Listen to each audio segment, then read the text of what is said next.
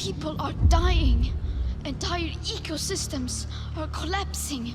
We are in the beginning of a mass extinction, and all you can talk about is money and fairy tales of eternal economic growth. How dare you?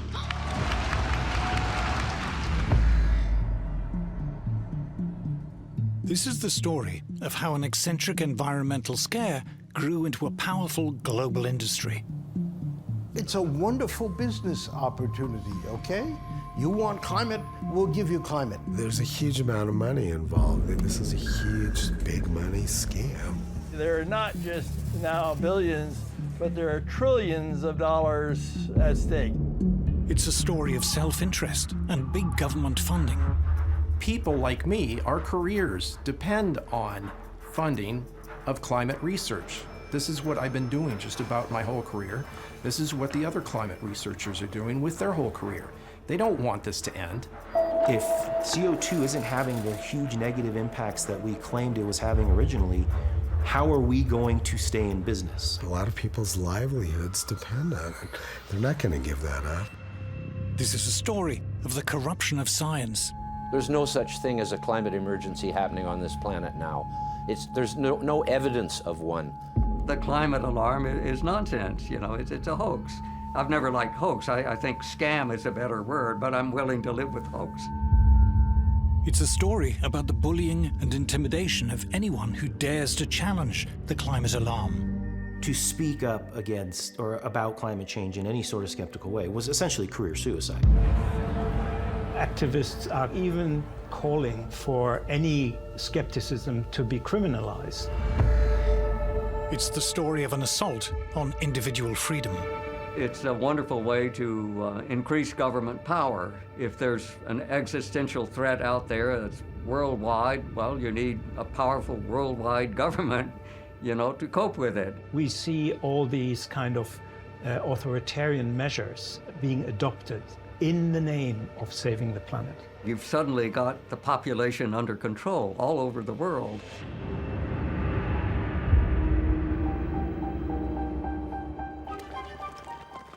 We called it industrial progress. Since the Industrial Revolution, the development of free market capitalist mass production has made ever more goods ever more affordable to ever larger numbers of people. Mass production marched hand in hand with mass consumption. In the modern age, ordinary people enjoy a level of prosperity never before achieved in human history. But all the while, we're told we were destroying the planet. Computers have calculated what is in store for us as we produce and consume ever more. The weather will get worse. The planet will boil. We greedy humans must accept limits on our lifestyle. Consume less, travel less. Those who deny the climate crisis are not just wrong, they're dangerous, spreading the poison of doubt among a gullible population. These deniers should be shunned and shamed and censored. For these climate deniers are flat earthers. They are anti-science. Teaching at New York University is one of these climate deniers. Professor Stephen Koonin is one of America's leading physicists. He was a science advisor to President Obama and both vice president and provost of Caltech, one of the most prestigious scientific institutes in the world. I teach climate science to my students at NYU, and I always tell them, check the data or the papers yourself. And they all come out of that course with their eyes wide open. Professor Koonin's best-selling book, Unsettled, argues that mainstream scientific studies, accepted by official agencies, do not support the notion that there is any kind of climate crisis at all. Of course, I've been called a denier. And my response is, tell me what I'm denying, because I'm quoting from you directly from the official UN scientific reports. Dick Lindzen also dismisses the claims of climate alarmists.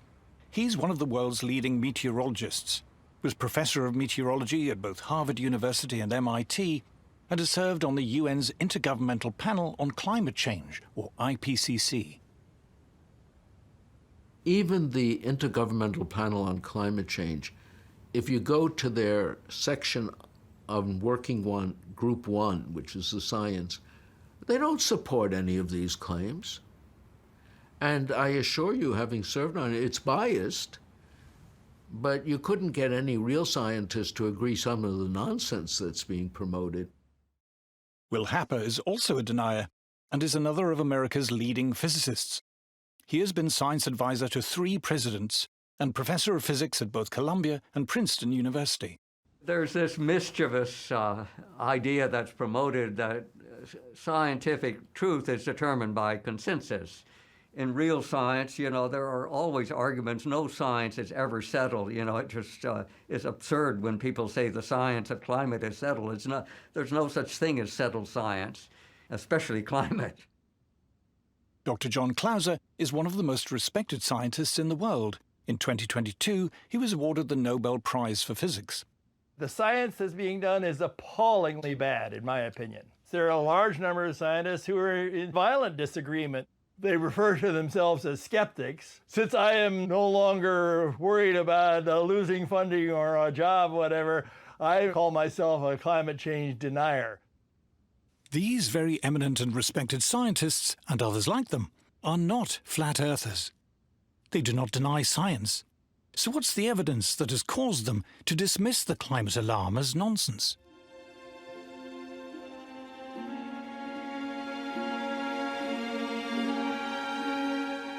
We are told that current temperatures are unprecedented and dangerously high.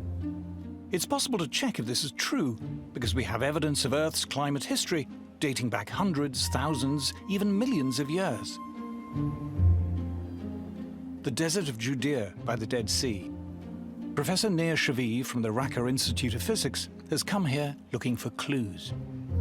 Thousands of years ago, this place was underwater, and etched into the rocks are lines which, if you know how to read them, tell the story of Earth's climate history.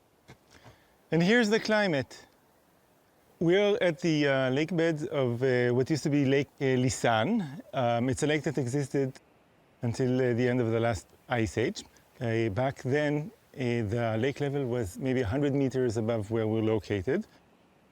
When we want to reconstruct climates of the past, we have to look for evidence, for clues. And when the lake existed, it had deposits. And by looking at these layers here, we can actually reconstruct how the climate has changed. Warmer water means more life, the accumulation of more shells and bones from sea creatures, and other changes that are reflected in the ancient layers of the lake bed. The lines act as a kind of thermometer, and this is just one way geologists can reconstruct past climate. In other places, we can go to stalagmite caves and see the annual rings that you have in the stalagmites, or we can drill cores from the bottom of the ocean and then look at layers there, or many other places. But here, I think this is one of the nicest places because you can actually see how the climate has changed. So when we look back in time, what do we find?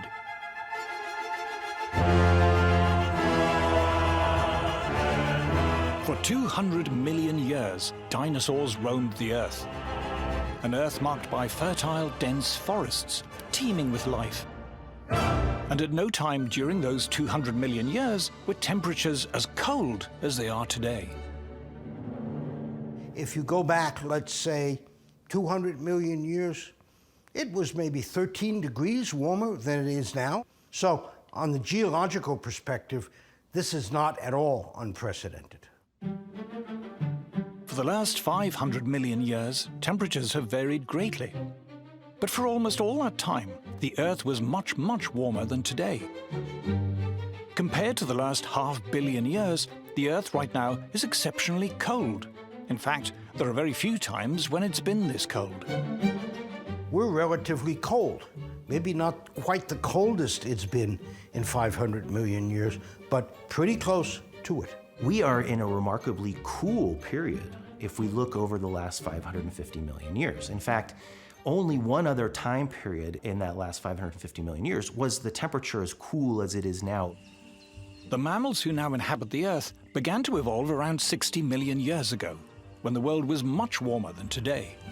If we just look at the last 65 million years, so this is after the dinosaurs go extinct, mammals really start to take over, and our evolutionary ancestors start to live on the land. Any time period within the last 65 million years was warmer than it is essentially today. The Earth's mammals, humans included, appear to thrive when it's warm, warmer than it is now. There's no doubt that warm is better than cold in geological history. We are a tropical species. A human being in the shade, naked, dies at 20 C from hypothermia.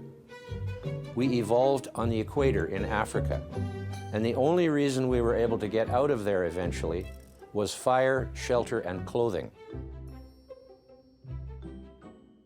Over the last 50 million years, temperatures steadily declined, plunging the Earth into what geologists call the late Cenozoic Ice Age. We are still in that ice age. The reason there's all that ice on the poles is because we're in an ice age. Everybody knows that who knows anything about the history of the Earth. This is an ice age. We're at the tail end of a 50 million year cooling period, and they're saying it's too hot. If we zoom in on the past few million years, we see temperatures sinking, and as they do, fluctuating between extremely cold periods and slightly milder periods. The extremely cold periods are called glacial maxima, when the planet is mostly covered in ice, and the slightly less cold are called glacial minima, when there's just ice at the poles. For the past 10,000 years, fortunately, we've been in a slightly less cold glacial minimum, known as the Holocene. With milder weather, humans began to emerge from their caves, and several thousand years ago, we see the rise of the first great civilizations, in a blissful period which, according to many studies, was considerably warmer than today. This is known as the Holocene climate optimum. It was called an optimum because people thought that warmer was better. Since then, temperatures have declined and begun to fluctuate. In Roman times, there was a blissfully warm period, followed by a brutal cold period in the Dark Ages. Then came the balmy medieval warm period, according to many studies, as warm or warmer than today, followed by an especially cold period known as the Little Ice Age, possibly the coldest in the last 10,000 years. And here it is, the Roman warm period, the cold Dark Age, the medieval warm period, and then the very cold Little Ice Age, from which, for the past 300 years or so, we've been recovering. The longest instrumental record of temperature in the world comes from central England, and this is what it shows. Since the worst of the Little Ice Age, from 1650, the temperature has risen, gently, by little more than 1 degree Celsius. The central England record of temperature is a world treasure. You know, it's the longest continuous record that we have, and it's certainly not a very alarming record. It began in the depths of the Little Ice Age, and so you can see the slight warming that followed the Little Ice Age. And there's certainly nothing very alarming that's happening today at the very end of the record. Most of the warming that we're observing today is the recovery from the Little Ice Age, whatever caused that. Well, you know, we're talking over the entire industrial period of about 1 degree centigrade. To put this 1 degree in perspective, let's look at New York Central Park. Records show that there has been no overall change in temperature here since 1940. But from one year to the next, the average temperature can vary by 3 degrees Celsius, without many New Yorkers even noticing. In fact, between the warmest year in the 1960s and the coolest in 2000, there's a difference of 5 degrees Celsius. The average temperature on this day, in this year, might be 5 degrees different from the average temperature a year ago or 2 years. You know, when I hear people pontificating about 1.5 degrees leading to the end of civilization, I think, what have they been smoking? You know, are you crazy? Right, so.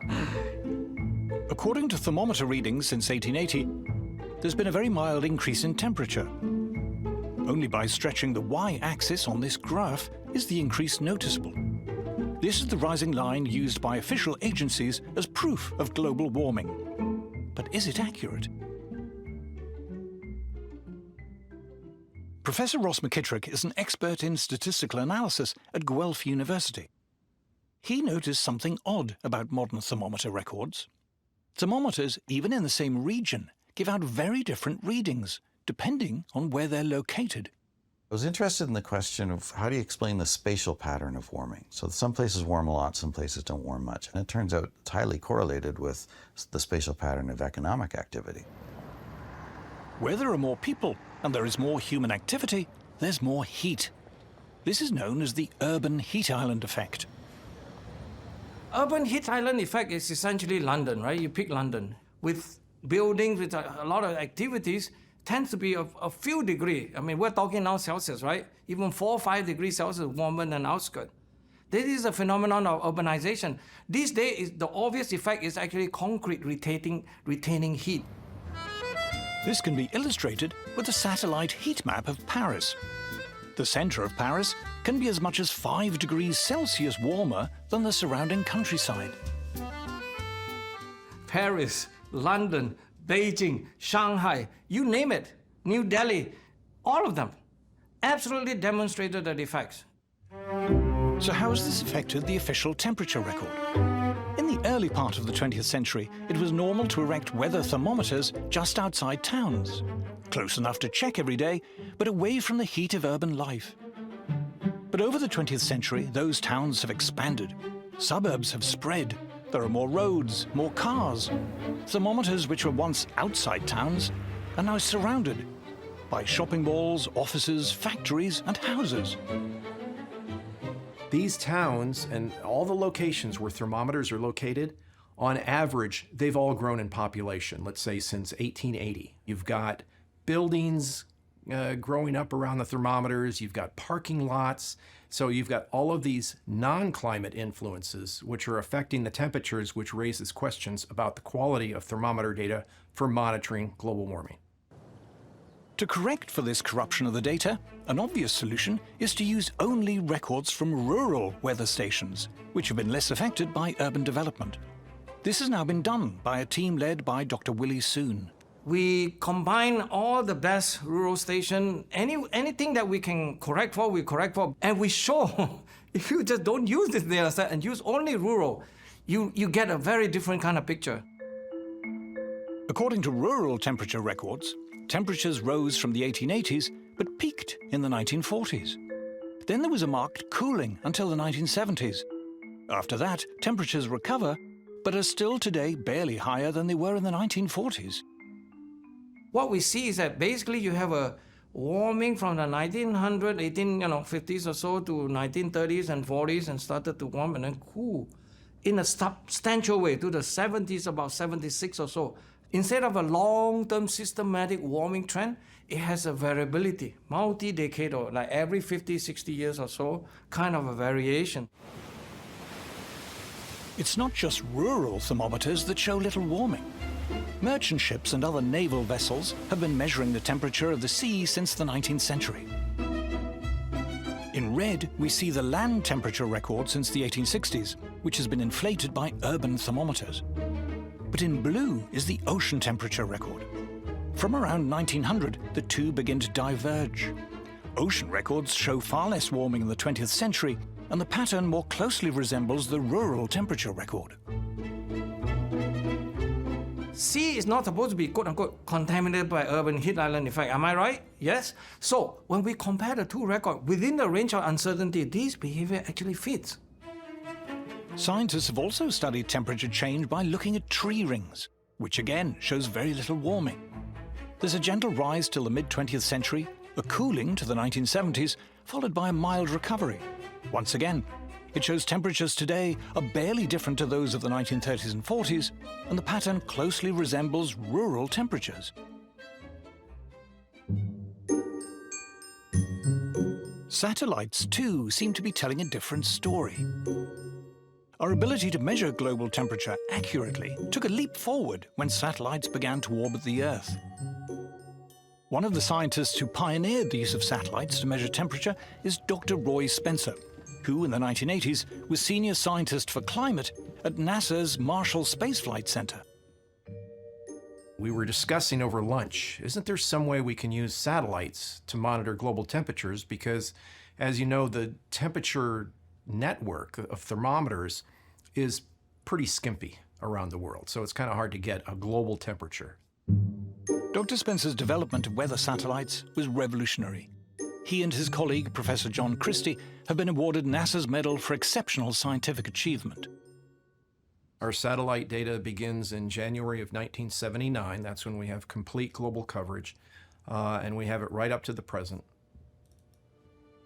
There was one critical question about temperature that satellites were singularly well equipped to answer.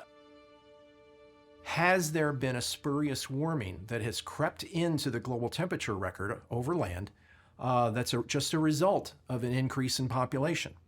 And that's something that we've been analyzing and working a lot on lately, and we're finding that, especially in urban areas, it's large. I mean, since 1880, most of the warming, it looks like, is due to the urban heat island effect. We're lucky to have a few independent scientists like John Christie and Roy Spencer with their satellite measurements of temperature. You know, before they started releasing this, ground-based temperature records were going wild. They were going up, you know, like crazy with no bounds. But now they have to contend with the fact that there's this independent and probably better way of measuring the whole globe's temperature, which is not alarming at all. Evidence from multiple sources now agree that the official global temperature record, as used by world governments and reported in the world's media, is showing far too much warming over the last 120 years, artificially inflated by urbanization. You look at the weather balloon record, the satellite record, the rural record, the ocean record doesn't warm nearly as much as land. All of these indications show that the big warming pulse in the record is the Northern Hemisphere land record.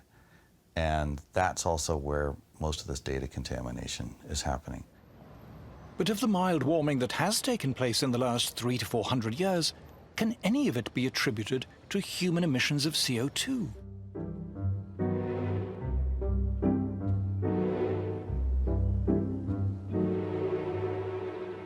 Professor Henrik Svensmark is visiting the Hebrew University of Jerusalem and taking a stroll in the Evolution Garden, dedicated to preserving the oldest surviving plant species on Earth. These plants aren't just pleasing on the eye. They can also tell us about levels of CO2 in the atmosphere in Earth's geological past. What we have here is a ginkgo tree, and it's actually a living fossil in the sense that this type of tree first appeared about 270 million years ago. On the underside of the leaf, there are what we call stomata, the cells where they can uptake CO2. So they're actually measuring how much CO2 is in the air, and then they adjust the number of these stomata to how much CO2 there is. And by looking at fossils and measuring how many there are at a different time, it says something about what was the level of CO2 back in time. So when we look back in time, what do we find? Over almost all of the last 500 million years, the level of CO2 in the atmosphere has been far, far higher than it is now. Even with modern industry's contribution to CO2 levels, by geological standards, the level of atmospheric CO2 today is close to being as low as it has ever been. At present, we have about 400 parts per million. 50 million years ago, it might have been 2,000 parts per million. So a much, much higher concentration of CO2. I think current estimates of global CO2 is 423 or so parts per million today. If we look through the Phanerozoic, the last 550 million years, we would see CO2 on the order of 7,000 parts per million.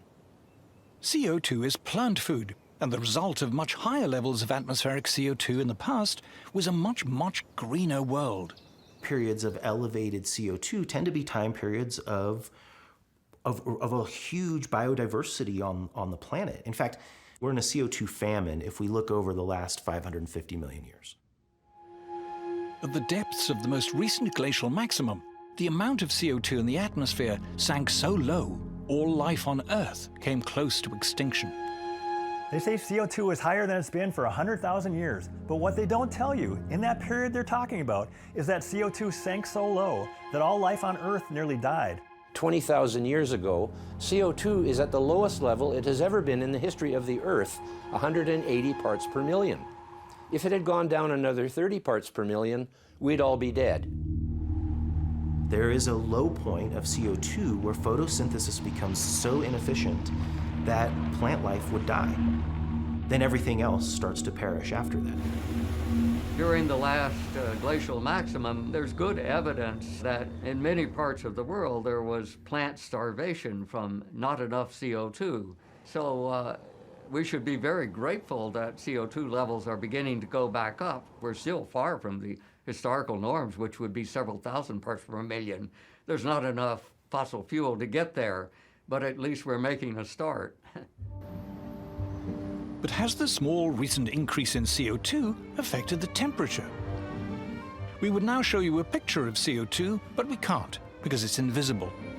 CO2 makes up a tiny fraction of the gases in the atmosphere, just 0.04%. It is just one of 25 different greenhouse gases, which, taken as a whole, form only one part of Earth's complex climate system. So what evidence is there that this trace gas is having any noticeable impact on the climate? If it were true that higher levels of CO2 caused higher temperatures, we should be able to see that in Earth's climate history. Here, scientists are drilling into ancient ice cores. These cores tell us both about past temperatures and CO2 levels. Scientists have indeed found a link between temperature and CO2. The trouble is, it's the wrong way round. So it's true over the last few million years of the ice age that we're in now that CO2 and temperature are correlated, but if CO2 is the driver, it has to change first, and the temperature has to change second. In fact, when you start to look at the data very specifically, you see the exact reverse. Temperature starts to rise first, and then on the order of a century to a few centuries later, we start to see a rise in CO2. It's long been known that the temperature actually moves first. So temperature goes up, CO2 goes up after that. Temperature goes down, CO2 goes down. Ice ages start when carbon dioxide is at its maximum, and ice ages end when carbon dioxide is at its minimum, which is the exact opposite of what would occur if carbon dioxide was controlling the temperature. The question of whether CO2 drives the climate is easily resolved. You can look back in time over hundreds of millions of years. CO2 levels have changed radically many times. Did this cause temperature change? No, absolutely not. CO2 has never driven temperature changes in the past, never. Nor is it clear in recent times that CO2 is having any effect on temperature. Here we see industrial output of CO2 since 1750. From the mid-19th century to the mid-20th century, there was only a slight increase. It's not until the 1940s that industrial production of CO2 begins to take off. But this doesn't match the temperature record. According to rural thermometers, most of the warming in the past 200 years occurred before the 1940s, and have barely changed since then. One of the embarrassments that IPCC doesn't like to talk about was that the 1930s, when human influences were much smaller, were particularly warm. That's the puzzle, that the first early part where we have such a sharp warming from the 1900s to 1930s and 1940s, CO2 could never cause the temperature rise. But the 1930s and early 40s were so hot is puzzling. More puzzling still is what happened next. By the end of World War II, CO2 was really going up, and yet the temperature was going down. From 40 to 70, while the CO2 continued to rise, this thing started to cool. What happened? Journalists were writing about the coming ice age. It was on the cover of Time magazine. 1970s, the new ice age was the big story. And how about since the 1970s? According to computer climate models, over the past half-century, rising CO2 should have led to this increase in temperature. But according to multiple satellite and balloon measurements, what actually happened was this. Well, what we found from the satellite data is that the global atmosphere is not warming up as fast as the climate models say it should be. There's a couple dozen climate models now that have been worked on for decades. You know, billions of dollars, tens of billions of dollars have been invested in these climate modeling efforts. And we find that generally speaking, virtually all of the climate models produce too much warming over this period since 1979 up to the present. Now, even if we say the surface thermometers are correct, they still don't produce as much warming as most of the climate models say there should have been, let's say, in the last 50 years. The models, individually and even collectively, when you average over all of them in so-called ensembles, they don't get it right. You can already see that the main support of the climate alarm movement, which are these enormous computer models, they're clearly wrong. They don't agree with what we observe. You know, they're all running much too hot. They don't get the geographical distribution of temperatures anywhere close. They don't get El Nino, La Nina cycles. They're just nonsense. All climate models are based on the assumption that CO2 drives temperature change. But actual observations and historical evidence clearly suggest that it doesn't. Yes, I assert that there is no connection whatsoever between CO2 and climate change. That's all a crock of crap, in my opinion. There is no truth to the idea that the Earth is warmer now than it has been in the past. It's a lie. There is no truth that CO2 is higher than it should be. That is a lie. Earth's climate has changed many times over the course of its long history and will continue to change without any help from us. Climate always changes, you know. Who denies climate change? It's always changing. But if CO2 doesn't drive climate change, what does?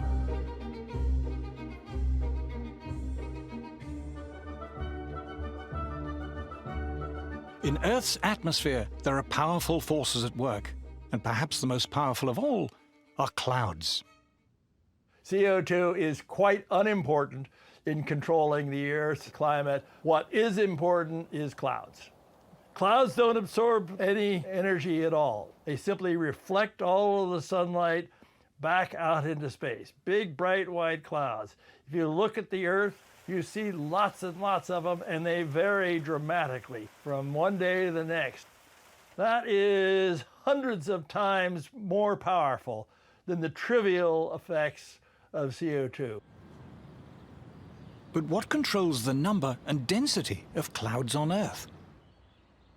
Professor Henrik Svensmark from the Danish National Space Institute is in Jerusalem with the astrophysicist Nir Shaviv. Together, they've been exploring cloud variation and its effect on climate. And strangely, they've found a link between clouds and exploding supernovae far off in our galaxy. When we have big stars, they don't live very long. Relatively only maybe a few million years, up to 40 million years. But they end their life in a huge explosion, which we call the supernova. An exploding supernova sends out vast quantities of debris, tiny charged subatomic particles known as cosmic rays, traveling almost at the speed of light. And as they hit Earth, they develop into seeds which attract water vapor and form clouds. Professor Shaviv noticed that the amount of cloud cover on Earth is related to our journey round the Milky Way. As our solar system orbits the galaxy over millions of years, it passes through the galaxy's spiral arms, dense clusters of stars. As it does, we are exposed to more or less cloud-forming cosmic rays, and this corresponds to historic temperature changes on Earth. The really mind-boggling thing is that using geology, you can reconstruct the climate on Earth over the past billion years, and you can reconstruct our galactic journey, and both tell the same story. But what about temperature change on shorter timescales?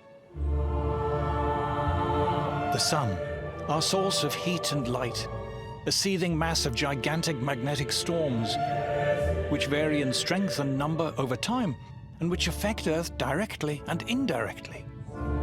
When it is very active, the sun sends giant gusts of solar wind through the solar system.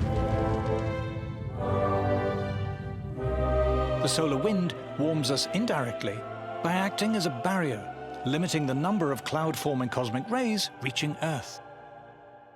So from the sun, we have the solar wind. It carries the sun's magnetic field out to a large distance, and it works like a shield against cosmic rays. When the sun is more active, you have a stronger solar wind, you have less cosmic rays reaching the inner solar system and reaching the atmosphere, and the clouds which are then formed are less white. They reflect less of the sunlight, which means that it's going to be warmer here on Earth. Here is a proxy reconstruction of ocean temperatures over thousands of years. And here is one of solar activity over the same period. What is causing the ocean temperature to change is clearly variations in solar activity.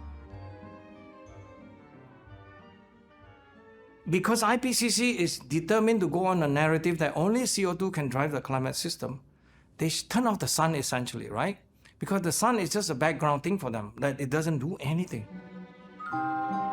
Astrophysicist Willie Soon decided to look again at the rural temperature record for the past 150 years.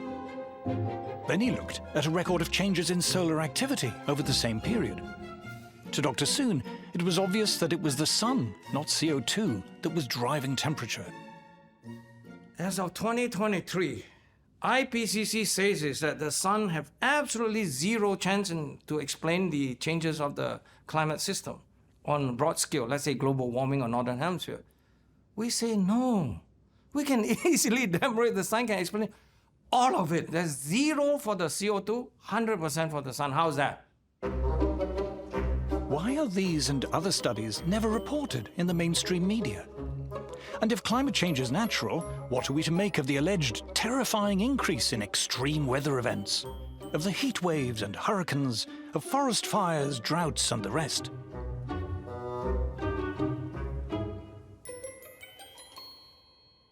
My first instinct as a scientist, and what I teach my students, is, well, let's look at the data. And when you do that, you discover, as you can read in the IPCC reports themselves, that it's pretty hard to find trends in extreme events, much less attribute them to human influences. You've now had decades of putting the idea in people's heads that any time the weather's bad, it's climate change and greenhouse gases. So I think people at this point can't help themselves. If you have a heat wave, immediately everybody's thinking, oh, what have we done to the weather? If somebody says in the news this is the warmest day since 1980 or something, well, you can look up the temperature records and see for yourself whether it was in fact warmer in the 1930s, as it often is. US temperature records are the best in the world. And here is the official US government record of heat waves in the US over the past century. It shows very clearly that the 1930s were far more prone to heat waves than we are today. Not only were there more heat waves in the 1930s, the heat waves then were much hotter than those of today. Likewise, official figures show that the number of hot days in the US has markedly declined. The United States was much hotter in the 1930s. North Dakota reached 121 degrees. South Dakota was 120 degrees. Wisconsin was 114 degrees. These sort of temperatures are just completely out of range of anything people experience now. A common mistake is to suppose that higher average temperature will mean more hot weather. But this isn't true. Here again is the Central England temperature record, the longest instrumental temperature record in the world. Summer temperatures over the past 300 to 400 years, since the end of the Little Ice Age, have barely changed at all. It is winter temperatures that have been slightly rising. The Earth's climate has not been getting hotter, it's been getting milder. That's certainly being observed all over the world. If you look at temperature records, high temperatures are almost unchanged. But cold temperatures at night or during the winter are going up a little bit. Not very much, but you can measure it. When the average goes up, it's really more due to the coldest temperatures getting warmer. So the temperatures getting milder rather than getting hotter. What about the increasing number of wildfires we're often told about? If you look at the actual number of forest fires from satellite observations, the actual number is going down. Here is an estimate of global wildfires since 1900. It shows a clear decline. And here is a record of areas affected by wildfires in the US. It shows that wildfires were far, far worse in the 1930s. From 1930s and 1920s, when you have data, the thing was huge. 5 to 10 times bigger than the current level. How about hurricanes? The US has by far the best record of hurricane activity in the world. Over the past 120 years, there is no overall change. In fact, the trend is slightly down. When you look at the data for hurricanes, technically tropical cyclones, you see that there is no long-term trend. How about the rest of the world? Here is a chart of global hurricane activity over the past 40 years. Hurricanes have been around forever. You know, we've got good proxy records of hurricanes, and there's been no change in their frequency. Even the IPCC admits that. How about melting ice caps and drought? Here's a satellite record of temperature in Antarctica since the late 1970s. It shows no increase whatsoever. And here is a record of global drought since 1950. There is no observable increase at all. Polar bears are meant to be going extinct, but studies suggest their numbers are growing. The Great Barrier Reef, too, has recently reached record levels. There's no such thing as a climate emergency happening on this planet now. There's no evidence of one. Yeah, the extreme weather event story is just absurd. There's no basis to it at all. It's just based on propaganda. The actual data shows the opposite. I've shown you the official data, the official science. Tell me what I'm denying. The climate alarm is nonsense. You know, it's a hoax. I've never liked hoax. I think scam is a better word, but I'm willing to live with hoax. But why are we told, again and again, that man-made climate chaos is an undisputed scientific fact, beyond question, beyond doubt? To answer this, we must examine the so-called consensus on climate change. Thank you very much. Until the 1980s, global warming was little more than an eccentric scare story put about by radical environmentalists. But then the cause was picked up by an ambitious young senator, Al Gore, who would soon become vice president. $1 billion a year of public money was made available for research into climate change. This quickly rose to $2 billion. Up to that level. Academic researchers in various disciplines began to apply for this climate funding. If you want to qualify for money that's labeled climate, well, you take whatever you're doing and you add a little bit of climate speak to it, and away you go. You're dealing with the sexual habits of cockroaches. You'll add, and the impact of climate. So all I have to do is add a little wrinkle to my grant application to explain how, well, I'm worried that climate change will mean the death of all the maple trees. And so right away you qualify for funding. Academics of every kind lined up for climate funding. Climate became an exciting new area of interest for sociologists, biologists, professors of English literature, lecturers in gender studies, and many more. And it also served to create a community. I mean, you know, you've become a climate scientist now, even though you know nothing about the physics of climate. Thousands of papers were published on climate change and prostitution, climate change and beer, climate change and the Black Death, climate change and disability, climate change and video games, and everything else imaginable. There's an almost comical list of studies out there. Just do a Google search on climate change and everything comes up. Few of these papers ever questioned whether climate change was actually true. After you've done the research and you write the paper up, sometimes you'll find there's no effect at all from climate, but you still have to say in your papers, oh yes, climate change is real, and we just need to study this some more. Since so few of these so-called climate studies challenged the idea of climate change, it was declared that there was a scientific consensus. Climate change must be true. Climate also became a new focus for government-funded research bodies. Scientific research in the United States tends to be dominantly funded by government grants. And so whatever government grants are offered sort of determine much of the science being done. It was during the Cold War that many government research bodies were set up. But the end of the Cold War and pressure on government spending has left many of them struggling to justify their continued funding. The United States Congress only funds problems, okay? Research into problems, whether it's money that goes to NASA or NOAA or National Science Foundation or Department of Energy or any other alphabet soup, organization. It's always been a problem to support your research or your existence, or raison d'etre.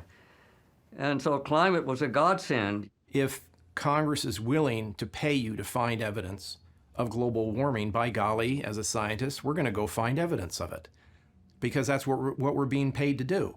And guess what? If you don't find evidence or say the evidence suggests it's not a problem, your funding ends. This totally corrupts the way we look at the science. Who was the famous gangster asked, "Why do you rob banks?" And he said, "Well, because that's where the money is."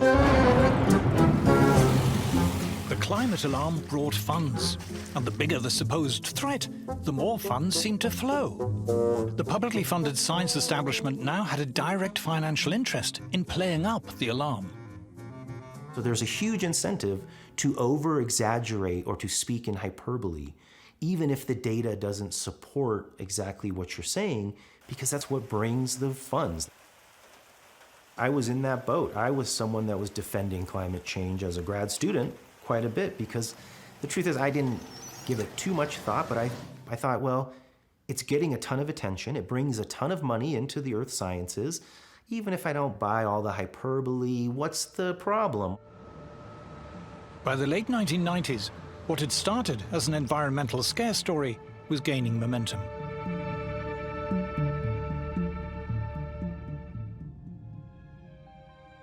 Western governments and their senior civil servants were more than willing to address the climate problem.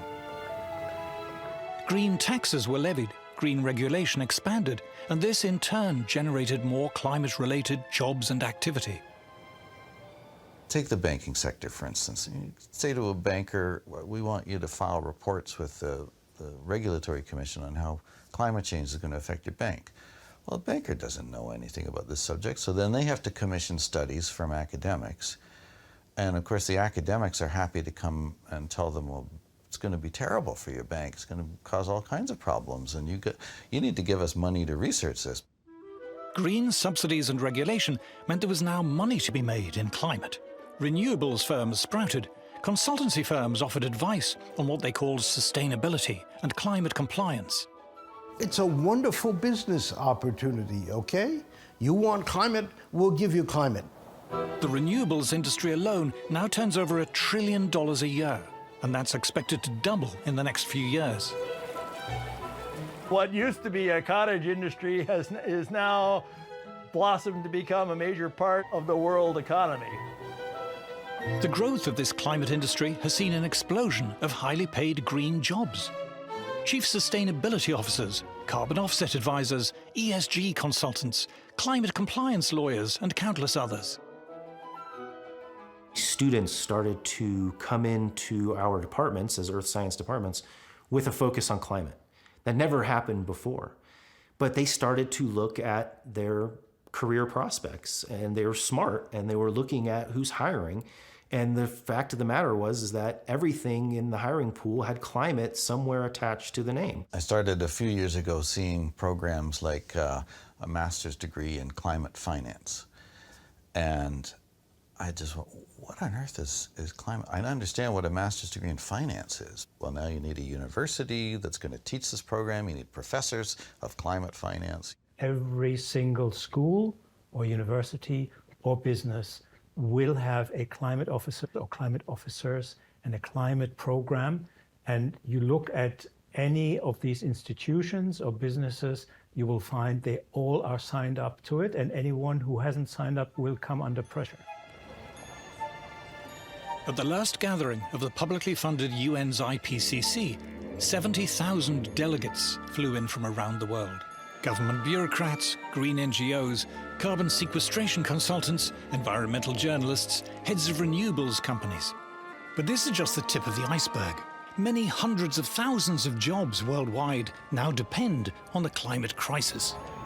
You start building this enormous population whose job is to manage the crisis, and also explicitly to make sure that people are alarmed about the crisis, because this whole industry depends on the existence of the crisis.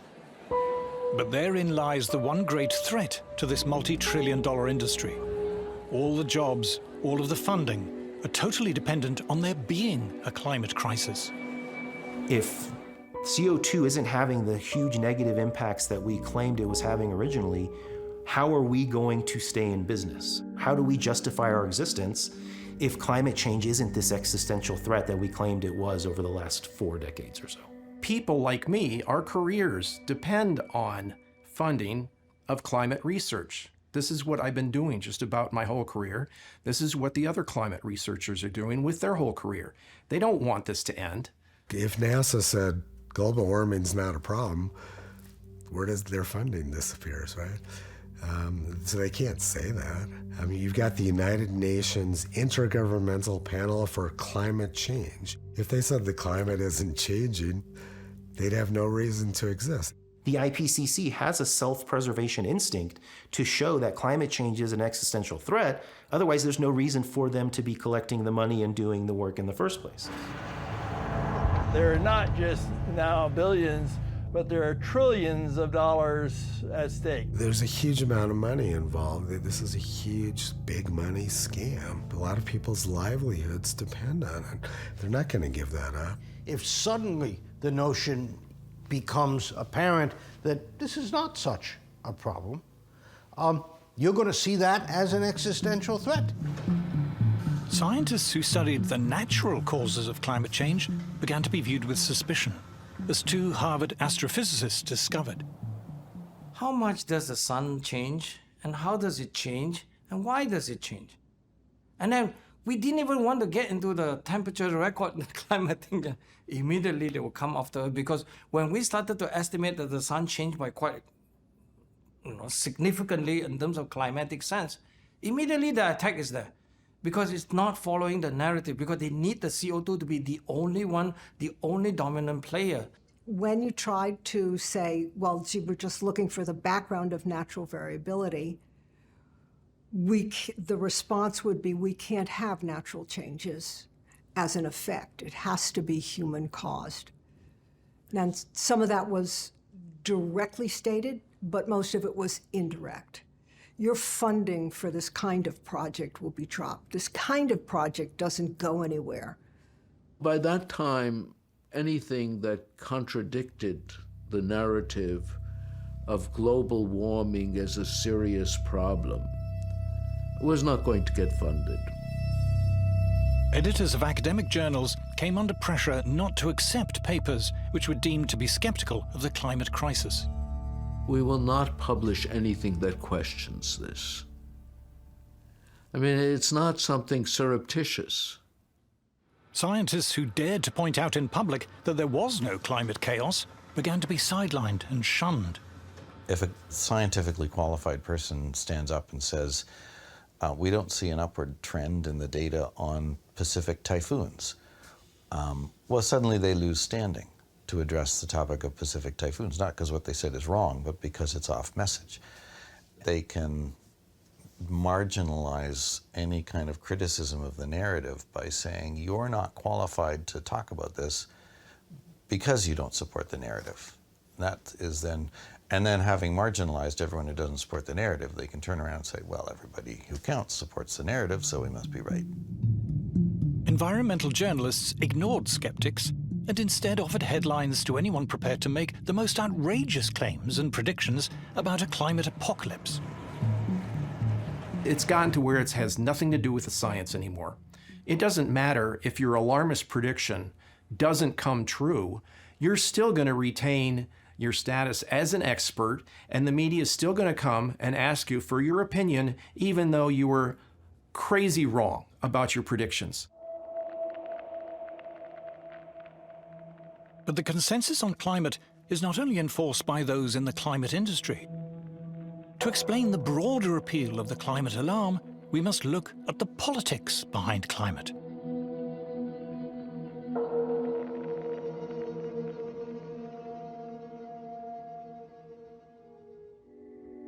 From the start, the climate scare was political. It came from the environmental movement, the sworn enemy of free market industrial capitalism.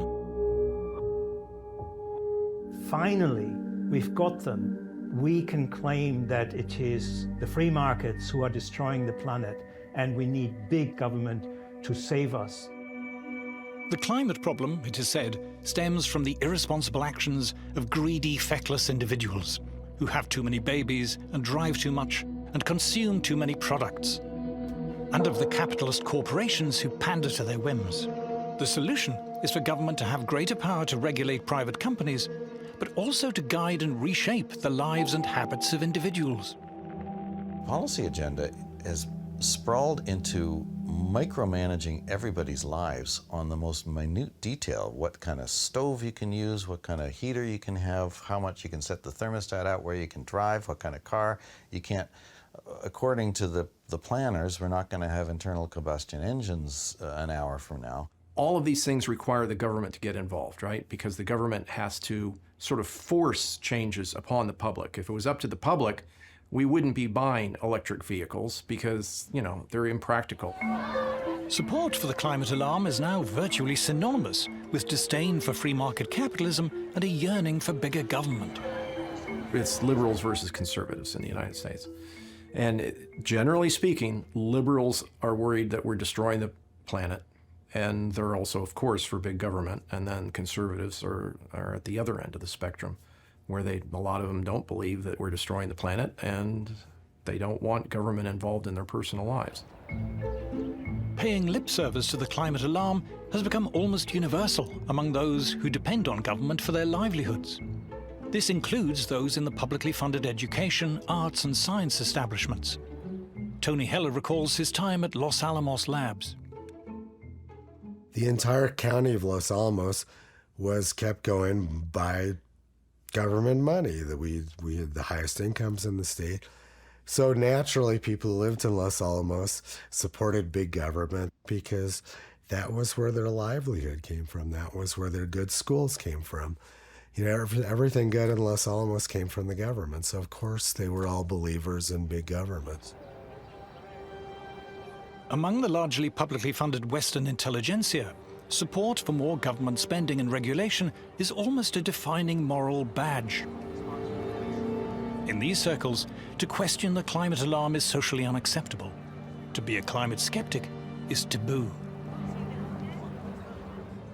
Somebody that goes against it really does get met with a lot of anger and vitriol, and you know, you're called a denier, a science denier, and a heretic. Your colleagues won't engage with you anymore. You don't get invited to conferences. Your students may desert you. This is all really terrible.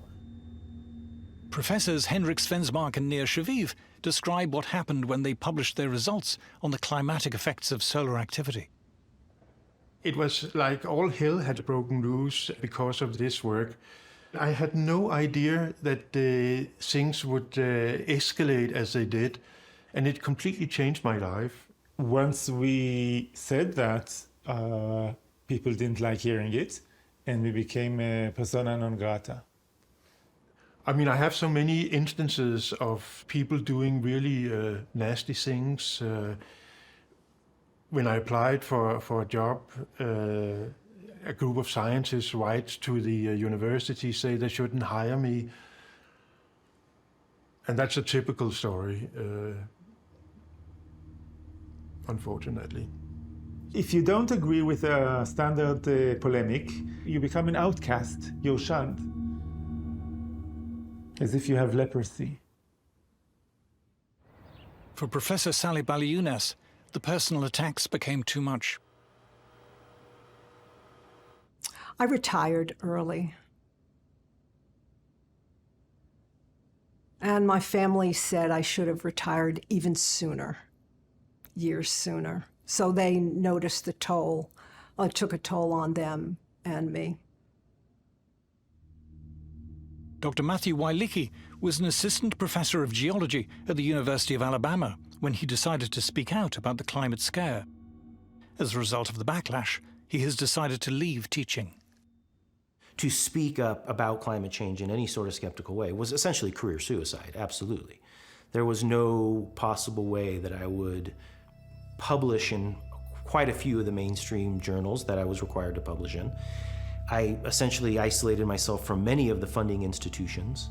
This is one of the reasons you can build a consensus in a community, is because anybody who is skeptical of that consensus essentially gets kicked out of the community. Speaking out in scientific ways that go contrary to the consensus, I would say is a career killer for people at the early stage of their careers. If I were 30 years old in a university trying to make a career, I would certainly keep my mouth shut. And in fact, I went to some effort to keep my mouth shut when I was younger. I knew climate was nonsense then, but I was a little bit careful. If a young person is questioning this, they can't put that in a proposal. The proposal will be denied, and they can't effectively publish because the gatekeeper will keep them out. And so it would end their career. You have to go along with the global warming story. If you don't, you're going to get cut off, you're going to lose funding, you're going to get your career ruined, you're going to be trashed by the community, you'll be despised by your coworkers. The so-called consensus on climate has itself become a weapon, a form of bullying, intimidation, and censorship used against those who refuse to conform. It's a tool that people use to bludgeon their opponents and the skeptics and to attack their character. According to its critics, far from being scientific, the militant, intolerant climate consensus represents a devastating assault on free scientific inquiry. I see my job as a scientist as just laying out the facts and letting people decide what they want to do. When you can't talk about the facts, things become corrupt. If you shut the door on ideas, if you say you're not allowed to test it, you're not allowed to have that idea, you've left the realm of science. I don't think climate researchers will ever back down from their claim that increasing CO2 is the control knob on today's climate system. I don't think they will ever back down from that, no matter what the evidence is. It's clear it's now a cult completely divorced from science. But the apparently unstoppable climate scare does not just represent an attack on science. It is starting to shape for us a new kind of society.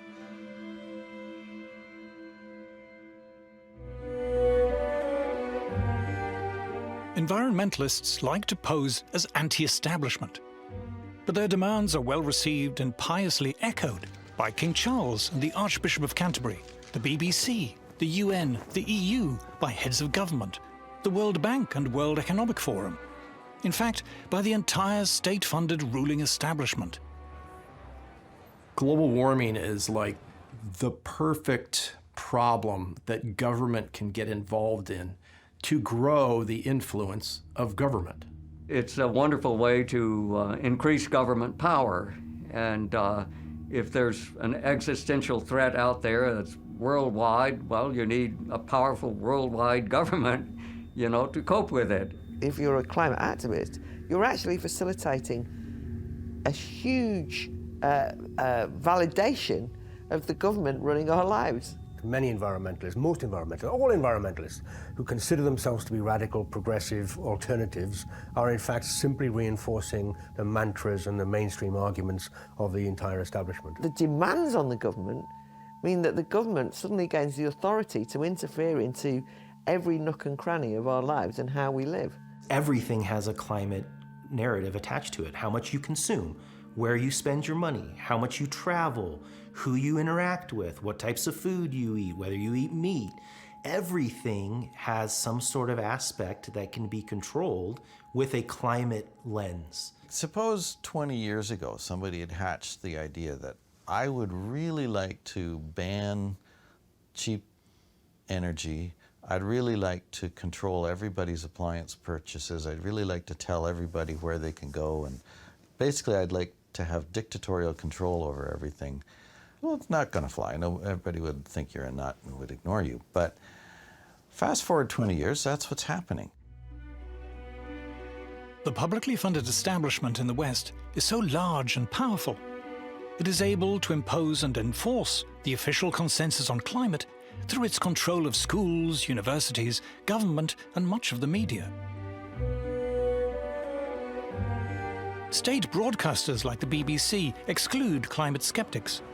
Broadcasting regulatory bodies forbid private stations from disseminating skeptical views, threatening them with having their broadcasting licenses revoked.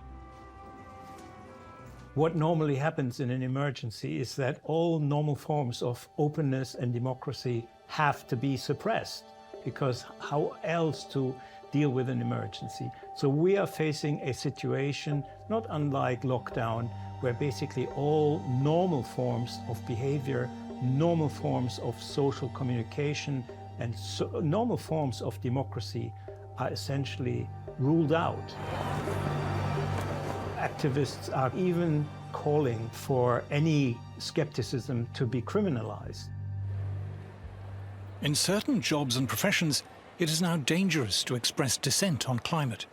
It's no surprise that people who are more skeptical will think twice before voicing their concerns, because they might risk their careers, they might risk their business, they might risk being sacked. If you're a professional of any kind in science or law or medicine, if you belong to a professional association or you are in a university, you can be fired for saying what you believe. The consequence is a censorious, authoritarian regime that has to control every move, every word, everything you want to do, because everything you do is a potential risk to the survival of mankind.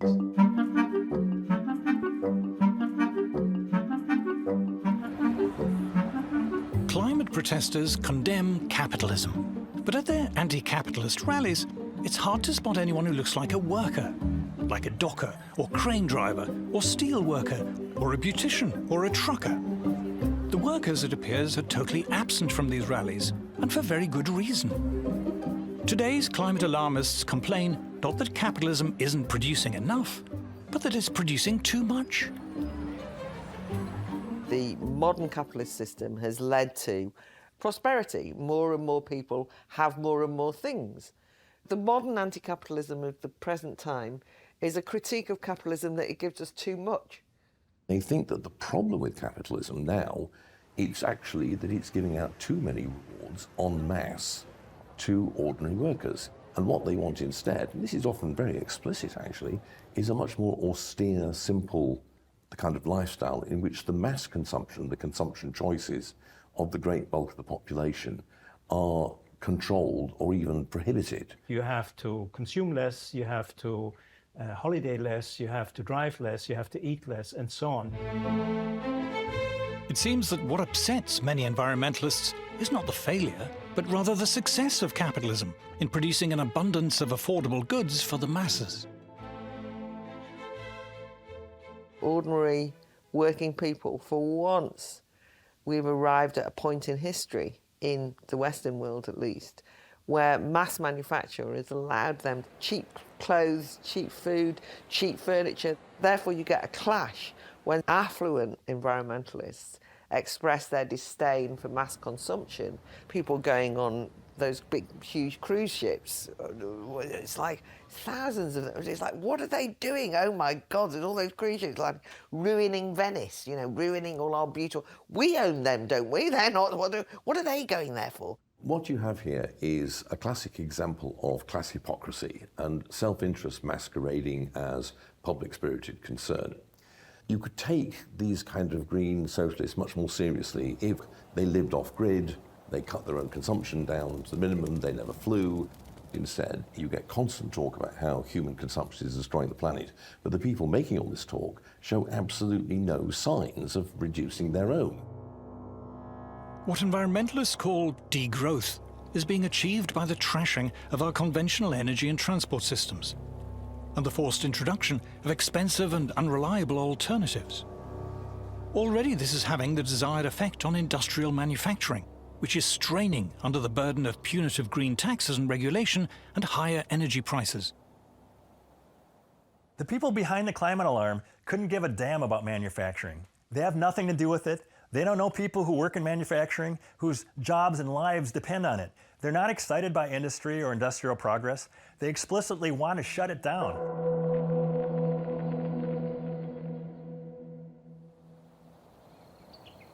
Kisii, Kenya, East Africa.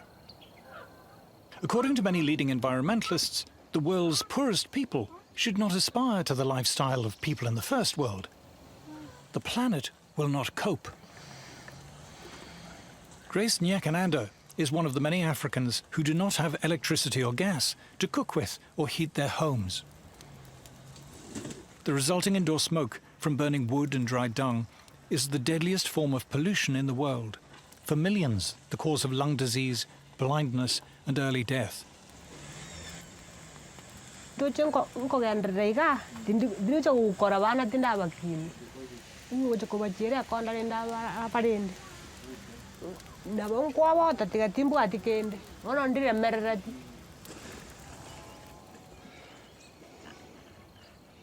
It's not just cheap, reliable electricity that Africa needs. Agricultural productivity here is incredibly low. Increasing it takes fossil fuels to make fertilizer and drive tractors and other farm machinery. Jasper Mashogu is a farmer. Each and every African wants to develop, and improving agriculture is one of the easiest ways to do that. Agriculture is tightly tied to fossil fuels that the Western nations are saying we should not have access to. Around a third of the food produced in Africa rots before it ever reaches the mouths of consumers. To prevent this terrible waste, Africa needs plastic packaging, refrigerated lorries, and good roads. All are opposed by Western environmentalists. All come with industrial development. All rely on affordable fossil fuel energy. Diarrhea from drinking dirty water still kills hundreds of thousands of African children. But clean water requires large industrial water purification plants and a modern water supply network. And this will come only with cheap energy.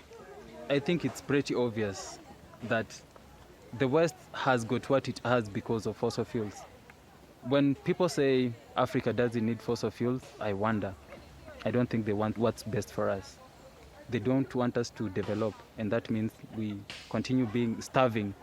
We continue being poor. Most people don't know what climate change is. They don't care. They want food on their table.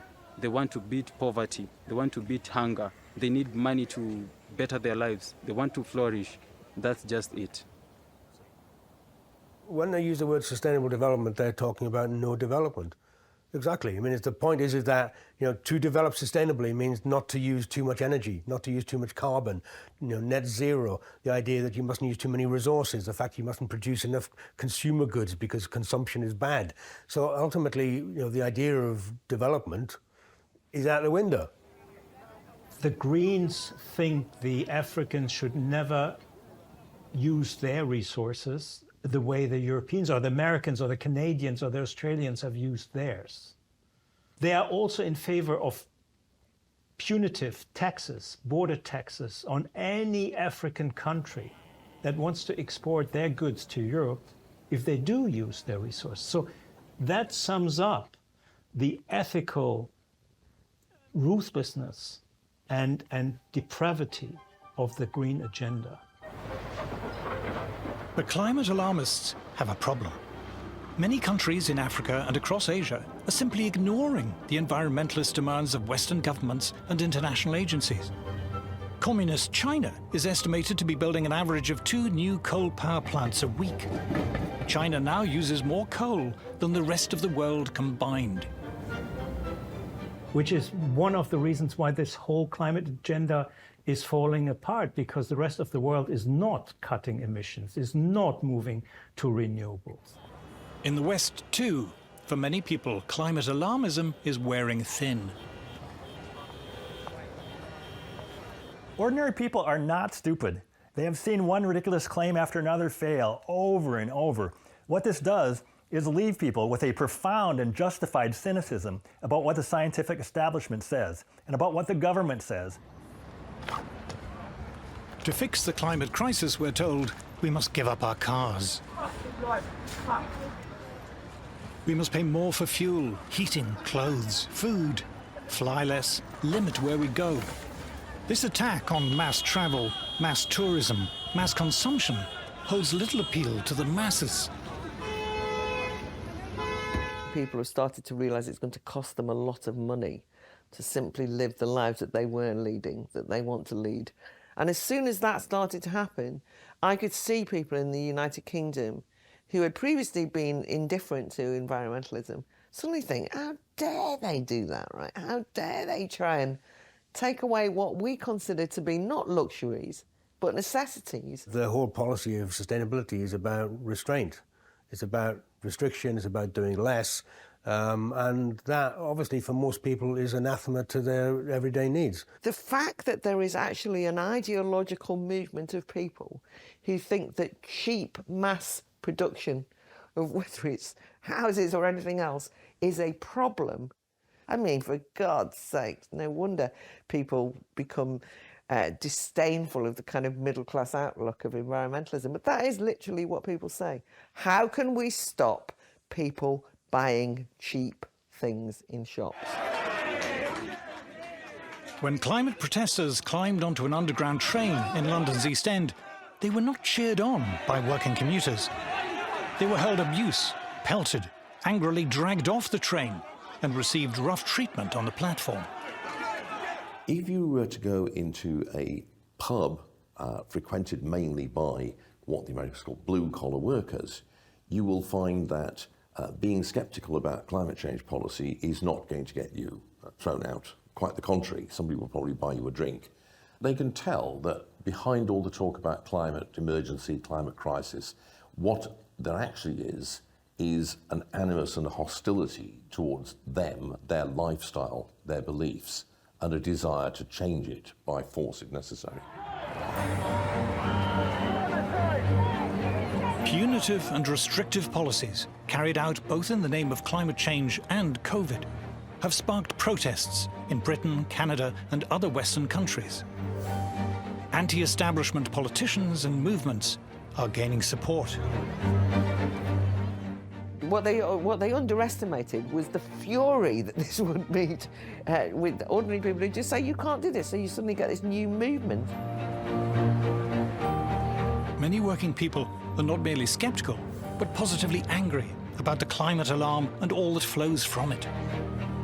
There is a suspicion, or perhaps realization, that climate change is an invented scare, driven by self-interest and snobbery, cynically promoted by a parasitic, publicly funded establishment hungry for ever more money and power.